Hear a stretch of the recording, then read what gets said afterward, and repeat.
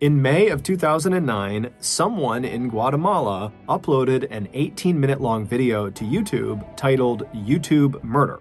Within hours of it being published, the video went massively viral to the point where YouTube's servers began to crash, and in Guatemala, angry crowds of people demanding justice began forming in the streets.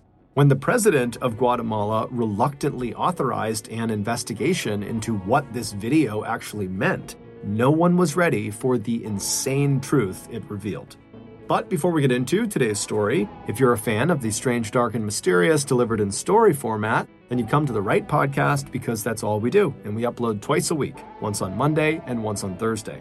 So if that's of interest to you, please offer to tint the 5-star review button's car windows free of charge, and then when they say yes, spray paint all of their windows black. Also, please subscribe to the MrBallen podcast wherever you listen to podcasts so you don't miss any of our weekly uploads. Okay, let's get into today's story.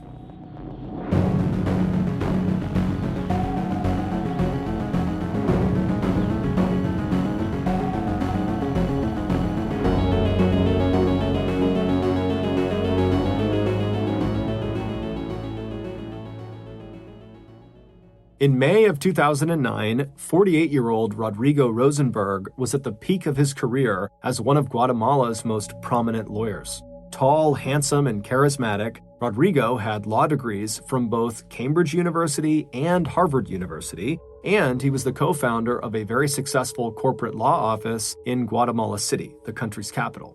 And while it was obvious that Rodrigo had worked very hard for all of the nice things he had, like his luxury Mercedes-Benz car, in reality, he didn't really have to work for a living.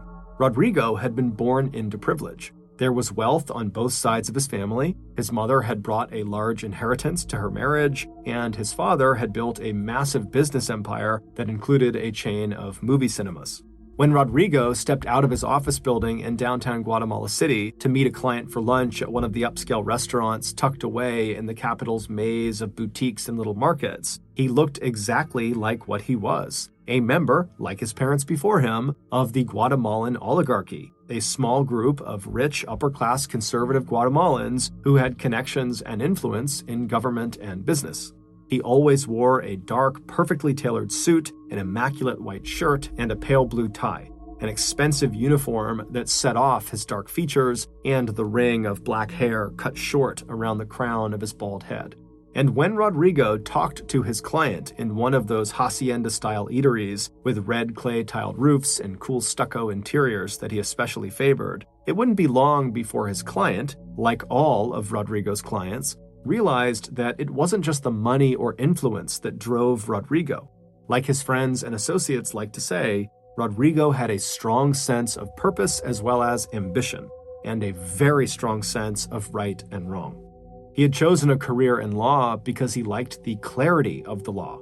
If it was practiced fairly, he felt like it was the best way of settling disagreements and disputes. But the thing that really made Rodrigo stand out in this Central American country of 16 million people was not just his brilliance and his drive, it was the fact that he had a reputation for absolute honesty.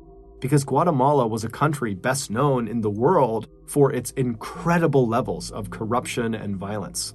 Even though 36 years of civil war between authoritarian rulers and leftist guerrillas had ended back in 1994, that conflict had left more than 200,000 people, many of them civilians, dead, and another 45,000 people, quote, disappeared, which meant either killed or kidnapped, mostly the work of government forces or right-wing paramilitary groups.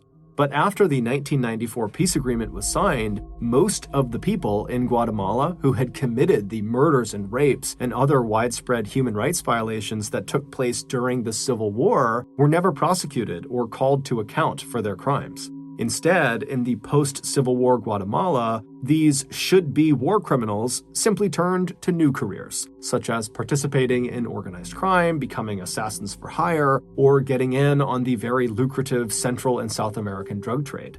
And 15 years later, even though Guatemala had a democratically elected civilian president who had promised to root out crime and government corruption, These criminals and their criminal networks had still been able to reach their tentacles into almost every government and law enforcement agency, and nearly half the country wasn't under any government control at all.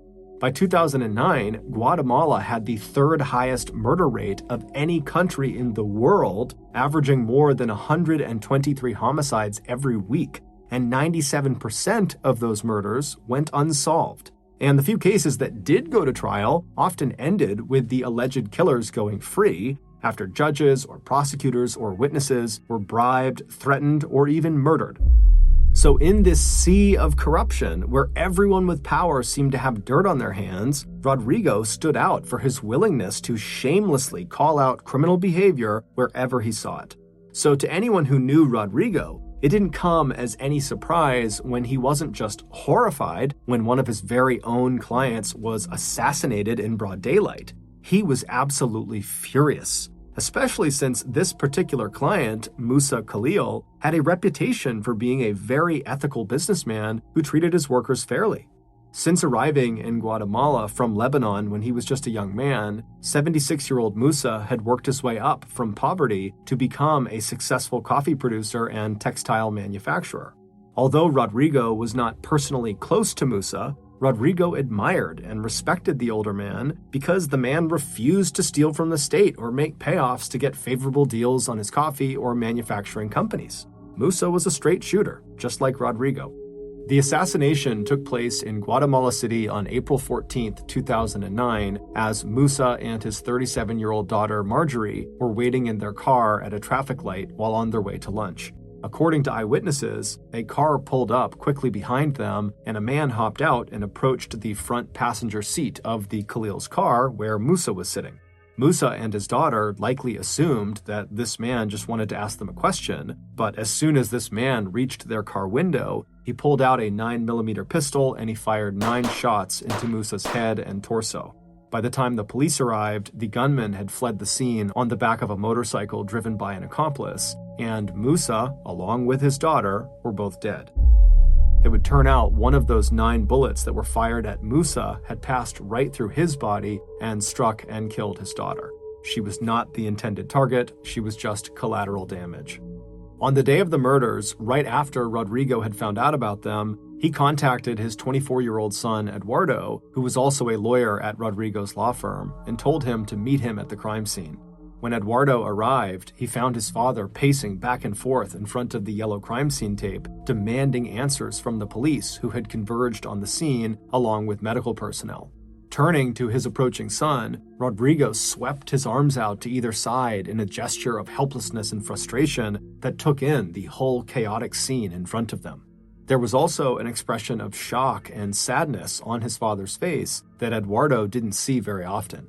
You couldn't live in Guatemala without feeling like violence, even murder, was just business as usual. But Eduardo also understood that there was something different about this crime, something that made it stand out, especially to members of the city's wealthy upper class, because, like them, Musa and his whole family were people with power and influence. They had personal ties with people inside the administration of Guatemala's president, Alvaro Colom. If Musa could be gunned down in cold blood in the middle of the day, others among the Guatemalan elite worried that the same thing could happen to them too. Before leaving the crime scene, Rodrigo told his son in a bitter voice that the police, like always, would probably never find and prosecute the people who killed Musa and Marjorie. And even if they did, they'd never be able to touch whoever it was that had organized the assassination in the first place.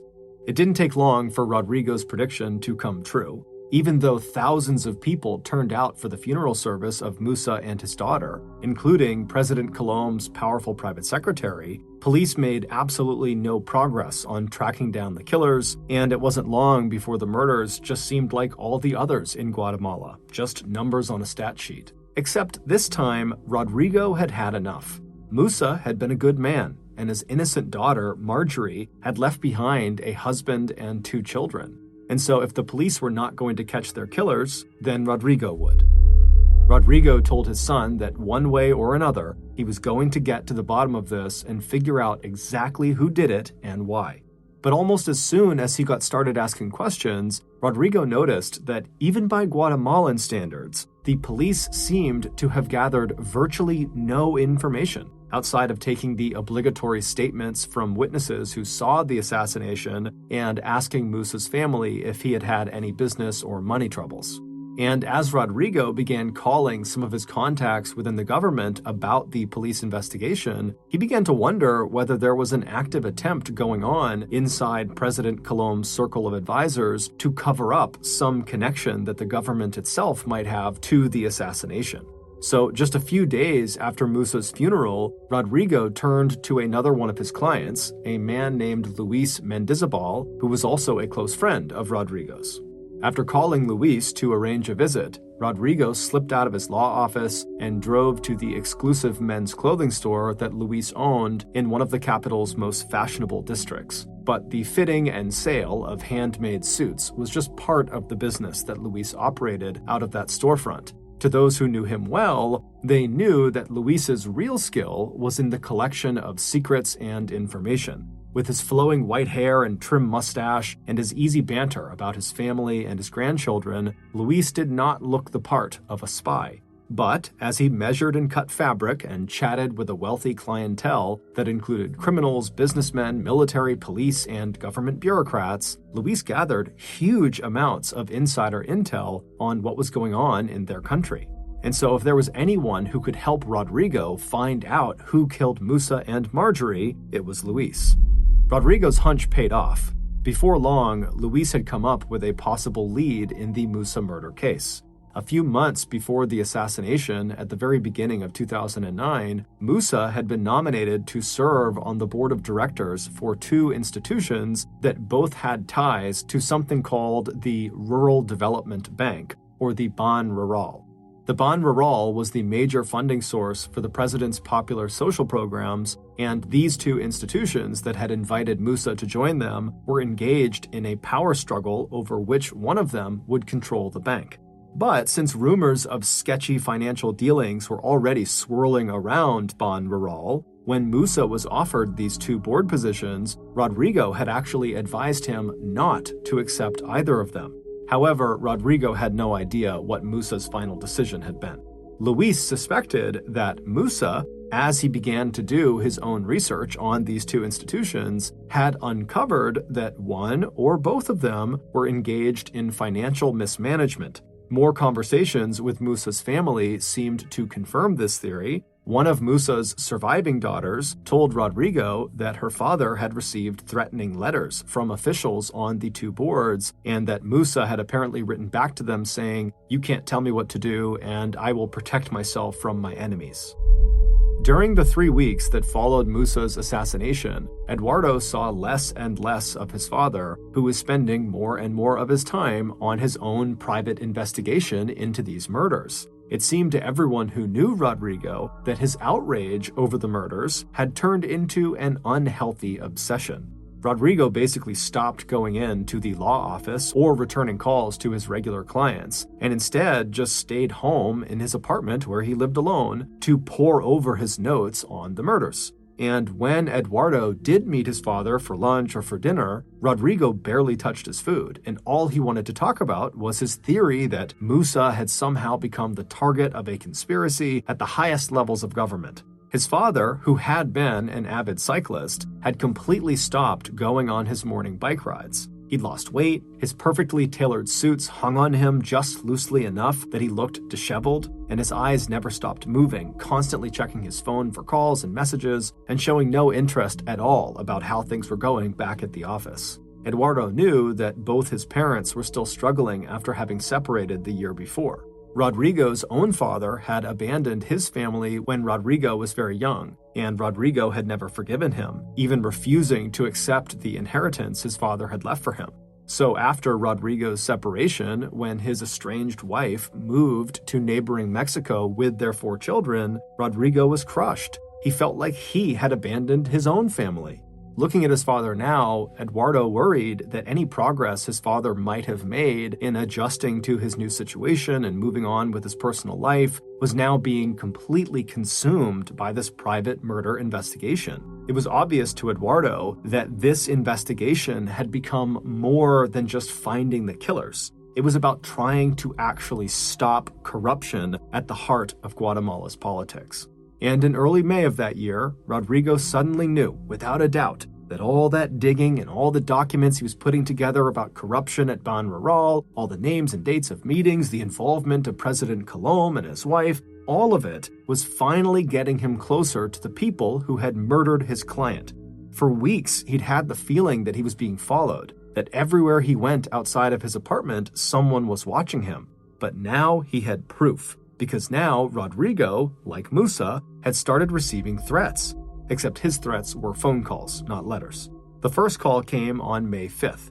It only lasted long enough for the caller to tell Rodrigo to stop his investigation into the murders. After that, the calls came once a day with the same message. And even though Rodrigo couldn't recognize the deliberately distorted voice on the other end of the line, he started to suspect that the threats were coming directly from within President Colom's inner circle, from Colom's private secretary himself, a man named Gustavo Alejos, who actually had an office directly across from the apartment where Rodrigo lived. Not only was Gustavo an influential advisor to the president, his brother was the head of the Guatemalan Congress. After these threatening calls started coming in, Rodrigo, who was far more excited at this development than afraid, called his spy friend Luis to tell him about how he thought Gustavo Alejos was the caller. Rodrigo also asked Luis to write down the unknown telephone number that belonged to this threatening caller. Even though he didn't say it explicitly, it was clear to Luis that he was being told to take this number down in case something happened to Rodrigo. After the two friends hung up, Luis felt very concerned. He felt like Rodrigo was aware of the danger he was in, but wasn't fully appreciating it. And so on May 8th, after Rodrigo met Luis at his clothing shop, Luis quickly pulled his friend into a back room, and once the door was shut and they were alone, Luis told Rodrigo in a hushed tone that not only should he stop his investigation into the murders, but that he should flee Guatemala altogether. Clearly, his life was in danger given the threatening phone calls he was getting, but Rodrigo said he could not stop now. He knew he was close to getting the name of Musa's killer and solid proof that the government had been involved in the assassination. He also told Luis, as a way of reassuring him, that once he had all the evidence he needed, he was not about to go to the Guatemalan police, who very well could have even played a role in the murders. Instead, he planned to present his findings to the powerful and high-profile International Criminal Court that is seated in The Hague in the Netherlands.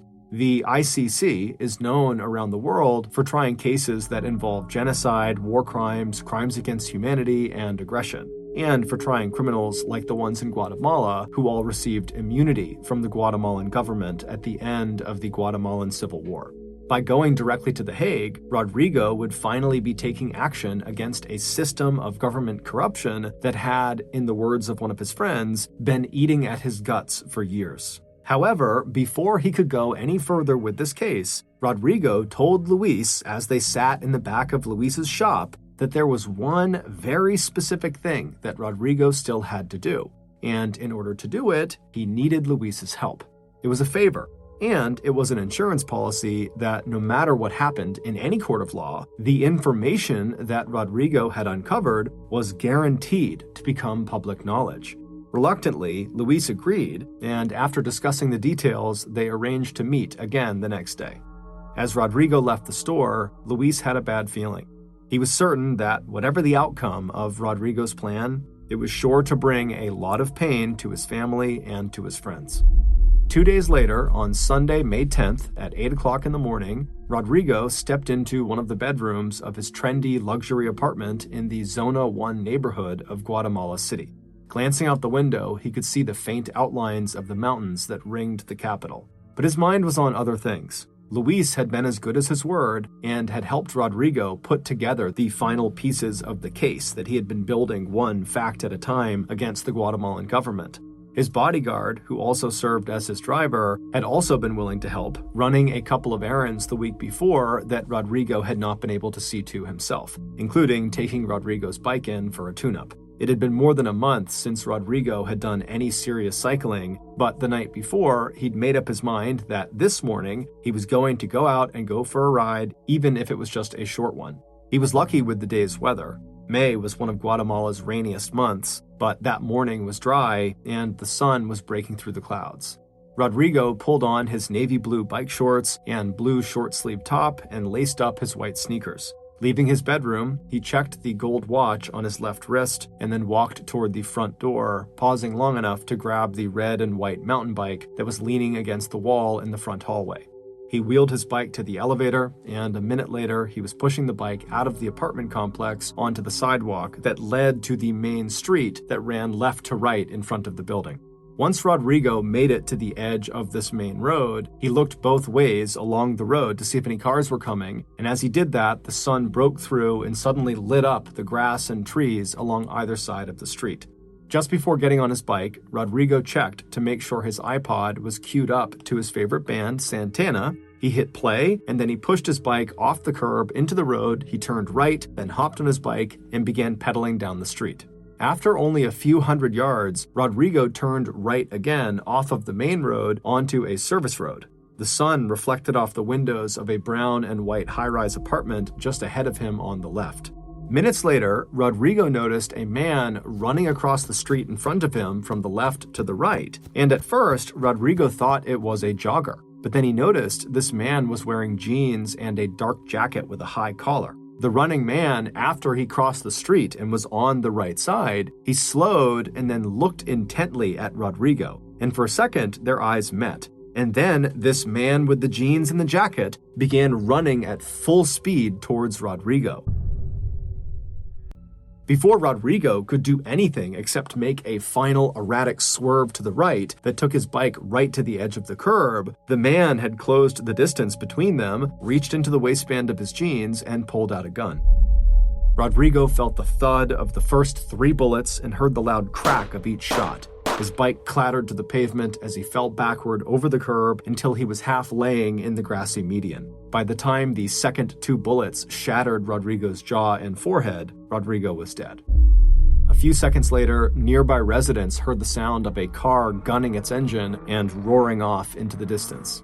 Within minutes, those same residents of the Zona 1 neighborhood were on their phones, making frantic calls to 911 to report the sound of gunfire.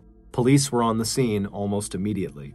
On his way to Rodrigo's apartment, Rodrigo's bodyguard heard the sirens and saw the police cars that were blocking the service road near his employer's apartment. He slowed down, and as police started setting up a perimeter, he thought he caught a glimpse of a red and white bike on the pavement. He parked his car at the top of the service road, and as he jumped out and headed towards the knot of police and emergency personnel, he pulled out his phone and called Rodrigo's son, Eduardo, because by now, the bodyguard could clearly see that the body sprawled on the edge of the service road near that red and white bike belonged to his employer. Rodrigo's bodyguard had known what Rodrigo was working on. He'd even run some errands that he'd suspected were related to the case his boss was investigating. He'd warned Rodrigo to be careful. He wished now that he had insisted on staying over last night and accompanying Rodrigo on this bike ride. A few minutes later, Eduardo, as well as his father's friend, Luis, showed up at the crime scene. Ashen-faced, Eduardo identified himself as Rodrigo's son. But before he and Luis had time to process what they were seeing, they were both approached by Guatemala police officers who were eager to start gathering information about what had happened. Right as the 2 men stepped back away from the carnage in front of them, Eduardo noticed his father was wearing a wedding ring on his finger again. And instantly when he saw that, Eduardo recalled a secret his father had told him right around the time Musa and Marjorie had been killed. And as he thought of this secret, Eduardo felt an unexpected rush of grief come over him, and his eyes started to fill with tears. He felt so sorry for his father, and he just hoped that the police would be able to find his killer and bring them to justice. But before the police could really even begin their investigation, something happened that would push the Guatemalan government to the edge of total collapse. On May 12th, 2 days after Rodrigo's murder, hundreds of people crowded into a church to attend Rodrigo's funeral service. The pews were filled wall to wall with his family, friends, clients, government officials, business leaders, and the fashionably dressed members of the capital's wealthy oligarchy. Right after Eduardo had delivered his father's eulogy, Rodrigo's friend, Luis, stepped forward and addressed the mourners, who looked like a who's who of the Guatemalan elite. Taking a deep breath, Luis said to the crowd that he knew they were all asking themselves the same question. Why would anyone want to kill Rodrigo Rosenberg? Then Luis held up his hand, showing the crowd a case that contained a DVD. This, he said, contained the answer to that question. Once the surprised and excited murmurs quieted down, Luis went on to say that Rodrigo had left instructions that if he was murdered, then Luis should go public with the 18-minute-long video that he now held in his hand. Luis, who said that he himself had only seen the video after his friend's death, invited anyone in the crowd interested to take a copy of the DVD with them when they left. One of the mourners who took Luis up on that offer was a government minister who immediately called President Colom's personal secretary, Gustavo Alejos, to tell him what had just happened.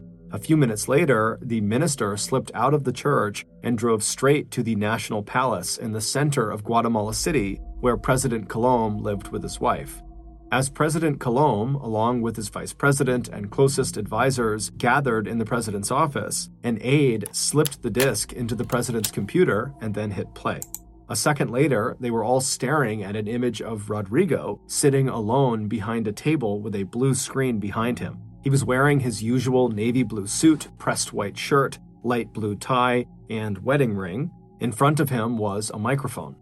There was nothing professional or polished about the production of the video that filled the computer screen in front of the president and his aides. And for some reason, that made the message that Rodrigo delivered even more believable and chilling.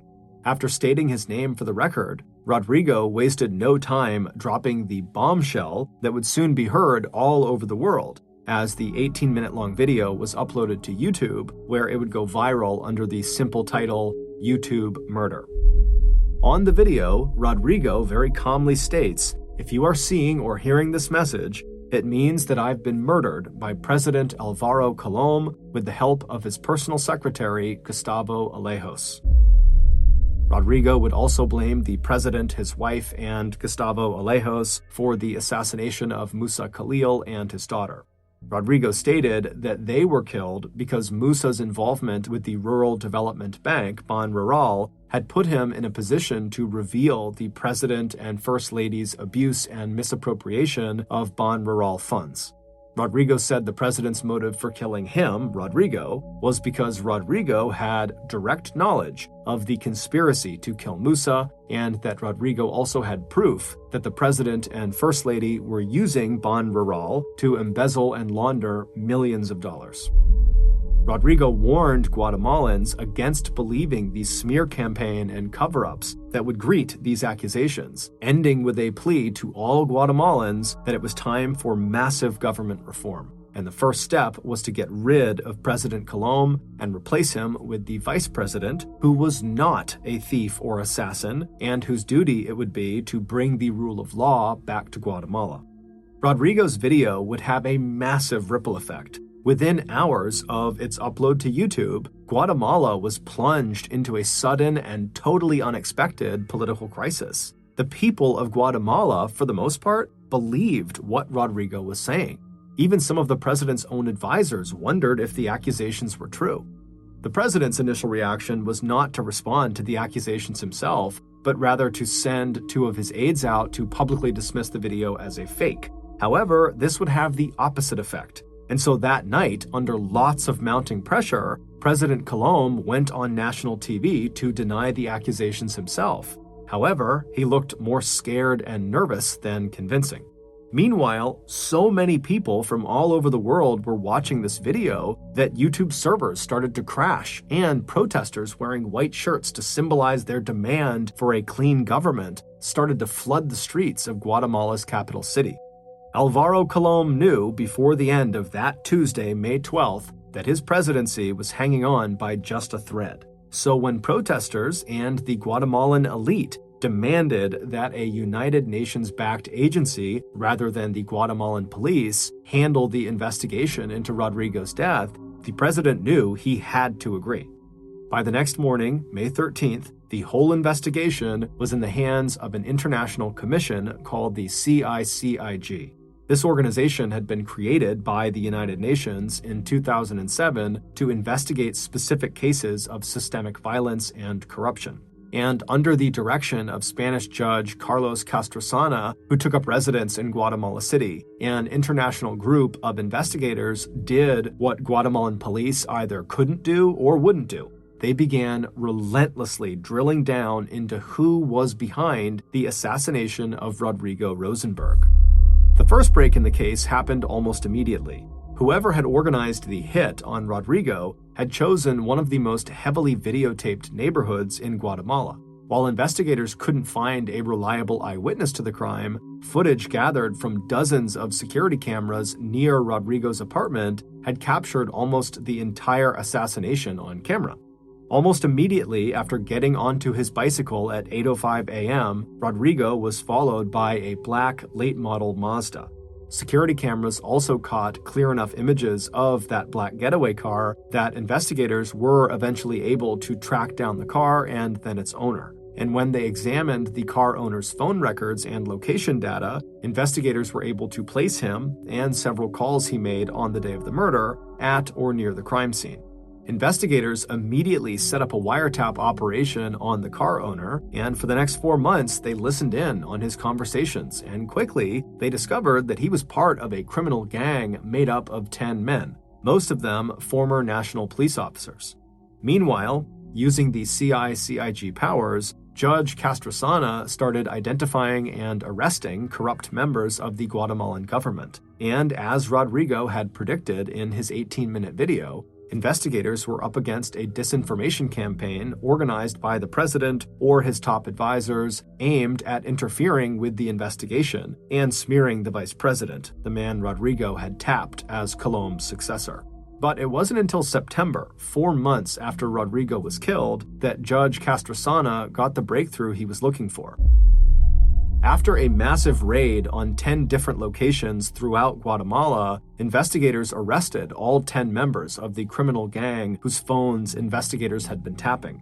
Once in custody, it didn't take long for members of this gang to start giving up information in exchange for lighter sentences. And so quickly, investigators were able to start to piece together how the murder was carried out, except they were missing a crucial piece of information. The 10-person gang clearly didn't know Rodrigo. They were just following orders to have him killed. But what the investigators couldn't figure out was who gave them that order. Who was the person behind the scenes making this assassination happen?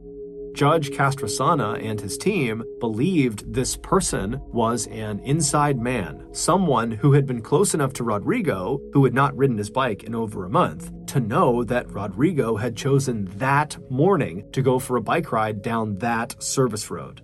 But it wouldn't be until investigators tracked down a small piece of paper with a faded signature on it that the so-called inside man would be revealed.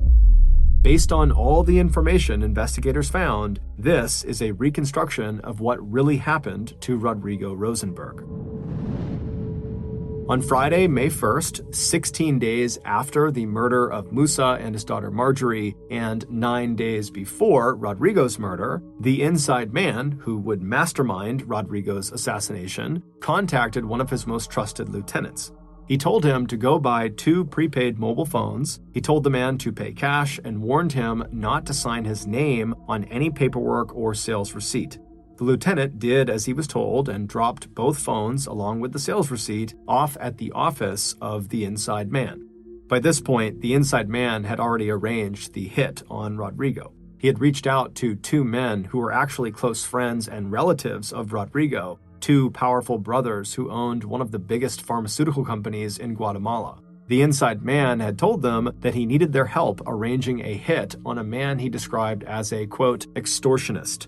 The brothers said they knew of a criminal gang that would probably do the hit for about $40,000. The three men settled the details. The brothers told the inside man that they would contact the hitmen and arrange the payment, along with the delivery of a burner phone that the hitmen would use to communicate with the inside man. The inside man set the murder date for Sunday, May 10th, and told the hitmen that he would be in touch with them before that day with a detailed physical description of their target, along with information on where and when they should actually commit the murder. Then, starting on Monday, May 4th, the inside man used the second prepaid cell phone to start calling Rodrigo's personal cell phone. He called Rodrigo at least once a day for the next 5 days, speaking only long enough to make a single threat, telling the lawyer to stop investigating the assassination of Musa Khalil. On May 9th, one day before Rodrigo's murder, the inside man called the hitmen to tell them that Rodrigo would be on a bike and would be most vulnerable shortly after leaving his apartment when he turned onto a nearby service road. The next day, shortly before 8 a.m., the two hitmen sitting outside Rodrigo's apartment in the black Mazda with tinted windows heard their phone buzz. The driver took the call and turned on the speakerphone, and then they heard the sound of the inside man's voice. The shooter sat up and listened while he double-checked that his 9mm pistol was loaded. The voice on the phone was low and calm. Their target, he told them, was a tall, thin man dressed in navy shorts, a light blue top, and white sneakers. He would be leaving the apartment building at about 8:05 a.m. He'd be riding a red and white mountain bike. He told them to follow Rodrigo onto that service road and then ambush him there. He told them to approach Rodrigo from behind and shoot him in the back, and then once he was down, fire at least 4 more shots into Rodrigo's neck, up into his jaw, and a final shot into his forehead. The inside man told the hitmen to be sure they destroyed the cell phone he had given them, along with its SIM card, once the assassination was complete. The hitmen said they understood, and they hung up. At the same time, Rodrigo was standing in one of his bedrooms in his apartment looking out the window, and then a couple of seconds later, he turned around and went into the kitchen where he made sure his coffee maker was turned off. Then he collected his bike from the hallway. Pushing his bike next to him, he headed to the apartment elevator and punched the button for the ground floor, where he exited the building. Once outside, Rodrigo made his way towards the main street, taking a few seconds to enjoy the cool temperatures and the sudden sunshine that was pouring through a break in the clouds. Then he queued up a song by Santana on his iPod, and despite feeling a little rusty and stiff, he hopped onto his bike, he turned right, and he began heading down the main street. After a few hundred yards, he turned onto the service road. When he saw the man in jeans and the dark jacket running towards him, he tensed up, but only for a second. Then he quickly turned his bike towards the side of the road, where he jammed on his brakes, coming to a complete and sudden stop. Then he got off of his bike, dropping it onto the pavement in front of him, and then he sat down on the curb with his back to the man running toward him. A moment later, Rodrigo would have felt the first bullet hit him in the back. Before he could even absorb the punch or feel any pain, he felt the next 4 bullets hit. 1 in his cheek, 1 in his neck, 1 just below his jaw, and finally, with the killer standing right in front of him, another round into his forehead, knocking his upper body backward onto the grassy median. Seconds later, residents of the apartments in Zona 1 called the police. It would turn out the inside man, the person responsible for Rodrigo's assassination, was Rodrigo himself. He had been devastated by the assassination not only of his client Musa, but of Musa's daughter Marjorie. As Rodrigo had secretly told his son Eduardo and his friend Luis, Rodrigo was deeply in love with Marjorie, and they were planning to get married as soon as Marjorie divorced her husband. The wedding ring that Rodrigo had been wearing at the time of his death, and when he was seen on camera in the YouTube murder video, had been a gift from Marjorie just before she was killed. The raw grief Rodrigo felt over the senseless killing of the woman he loved, along with his absolute conviction that the hit on Musa had been planned by a corrupt president, his wife, and personal secretary, had combined to create a feeling of total hopelessness in Rodrigo's head. At some point early in Rodrigo's investigation into Musa's assassination, Rodrigo realized that even if he could prove his allegations of corruption against the government, there was no way that anyone that high up in government would ever be charged or punished for their crimes. So early in May, Rodrigo, crushed by despair, came up with a plan that would both end his own personal misery and, he hoped, would set Guatemala on the road to real reform. It would be a suicide dressed up to look like an assassination, and with the video he planned to make before his death, Rodrigo hoped that his staged assassination would result in a bloodless coup that would take down the presidency of Álvaro Colom. So it was Rodrigo who had contacted his wife's cousins, the owners of the giant pharmaceutical company, and told them that he wanted to arrange a hit on an extortionist, a man, he told them, who had been after Rodrigo for money. His cousins had agreed, never once suspecting that the extortionist was actually Rodrigo himself. And the trusted lieutenant that Rodrigo had asked to go buy the 2 prepaid cell phones, that was Rodrigo's trusted bodyguard/driver. Rodrigo had made sure one of those 2 prepaid phones was delivered to the hitmen, and he used the other phone to make threatening calls to his own personal cell phone, and to give his killers his own personal description and to tell them exactly when and where they could find and kill him. And so on the morning of his own death, when Rodrigo saw the man in jeans and a jacket running toward him, he knew it was his killer. So he just pulled over, sat on the curb, and waited to be killed. As for the 18-minute-long YouTube murder video, the insurance policy that guaranteed Rodrigo's allegations of corruption could not be swept under the rug, that was produced by Guatemala's top spy and Rodrigo's friend, Luis, with the help of one of Luis's contacts in Guatemala's right-wing press. Although he eventually admitted his hand in making the video, Luis claimed he had no idea that Rodrigo was planning his own assassination. It is possible that Rodrigo's identity as the inside man might have gone undiscovered, except for the security footage that led investigators to the owner of that black Mazda, and the fact that Rodrigo's bodyguard made a critical mistake that linked the prepaid cell phones to his boss. When the bodyguard purchased those 2 burner phones, he did what Rodrigo said not to. He signed his name on one of the sales tax slips and submitted that slip of paper with his faded signature on it to a secretary at Rodrigo's law office. Even though Rodrigo's videotaped allegations of widespread government corruption were true and resulted in the CICIG removing hundreds of corrupt government officials from their jobs, it would turn out Musa Khalil's assassination and the unintended murder of his daughter Marjorie were not the work of Guatemalan government officials. Just as Guatemala's one honest lawyer was prepared to stage an assassination that could send his own cousins to prison, apparently the honest and incorruptible Musa was buying contraband from criminal networks for use in his textile factory. When Musa refused to pay those suppliers, they had him killed. Once Judge Castrosana released his findings and named Rodrigo as his own killer, the CICIG and government brought charges against Rodrigo's cousins, as well as the 10 members of the criminal gang that helped facilitate the hit. As for President Colom, the YouTube murder video scandal would end up actually strengthening his presidency.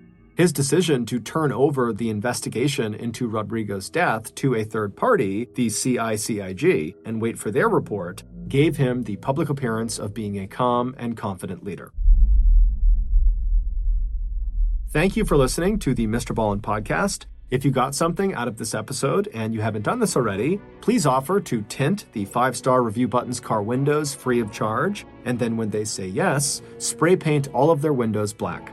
Also, please subscribe to the MrBallen podcast on Spotify, Apple Podcasts, Amazon, Google, and anywhere else you get your podcasts. This podcast airs every Monday and Thursday morning, but in the meantime, you can always watch one of the hundreds of stories I have posted on my YouTube channel, which is just called MrBallen.